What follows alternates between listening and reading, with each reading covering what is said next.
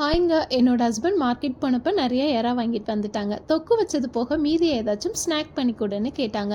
அதை வச்சு செம்ம கிறிஸ்பியான எறா த்ரெட் சமோசா இதை தாங்க பண்ணேன். கிச்சன் பக்கம் போகாதவங்க கூட இந்த ஸ்நாக்கை ஃபர்ஸ்ட் டைம் ட்ரை பண்ணும்போது பக்காவாக வரும். இதை பண்ணுறதுக்கு ஒரு பவுலில் ஒரு ஸ்பூன் நெய், கொஞ்சமாக சோடா மாவு போட்டு நல்லா கலந்து விட்டு 1 கப் கோதுமை மாவு, தேவையான அளவு உப்பு, இது ரெண்டுத்தையும் சேர்த்து பிடிப்பதம் வந்ததும் தண்ணி விட்டு சப்பாத்தி மாவு போல் பிசைஞ்சு எண்ணெய் தடவி 1/2 மணி நேரம் ஊற விட்டுருங்க.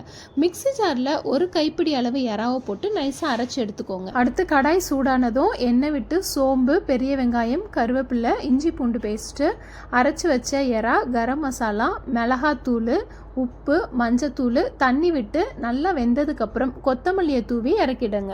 1/2 மணி நேரம் ஊறின மாவை மெலிசா திரட்டி ரவுண்ட் ஷேப்பில் கட் பண்ணி எடுத்து வீடியோவில் காட்டுற மாதிரி சைடெல்லாம் கட் பண்ணிவிட்டு நடுவில் எறா மசாலாவை வச்சு நல்லா டைட்டாக க்ளோஸ் பண்ணிவிட்டு அந்த த்ரெட்ஸை ரைட்டு லெஃப்ட்டுன்னு மாற்றி மடித்து அடியில் நல்லா டைட்டாக க்ளோஸ் பண்ணிவிடுங்க. அவ்வளோதாங்க. எல்லாத்தையும் இதே மாதிரி மடித்து எடுத்து அடுப்பை லோ டு மீடியம் ஃப்ளேமில் வச்சு பொரிச்சு எடுத்தால் எறா த்ரெட் சமோசா ரெடி. இந்த ரெசிபியை நீங்கள் ட்ரை பண்ணிங்கன்னா எப்படி இருந்ததுன்னு கமெண்ட்டில் சொல்லுங்கள். இந்த மாதிரி ரெசிபிஸ் பார்க்குறதுக்கு நம்மளோட பேஜை ஃபாலோ பண்ணிக்கோங்க.